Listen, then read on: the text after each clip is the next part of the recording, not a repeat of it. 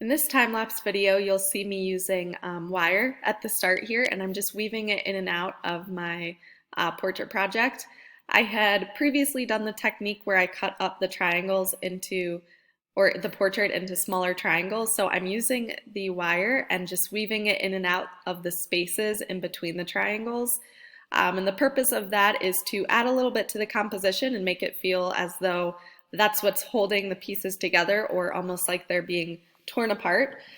So consider using or placing the string or wire in a spot that's going to add to the composition instead of just randomly adding it into the image. Also think about using it as leading line or incorporating movement somehow with it. But I'm basically just weaving in and out. I use the X-Acto to cut a hole through the piece here. You could also use maybe a hole punch or even a needle to thread the wire or yarn. Think about the placement and the movement of it. Maybe if you don't have things broken up and you're not sure what to do, you could almost outline some of the hair with it. This next step, I'm going to use some string instead of the wire to show this, this portion of the project being done.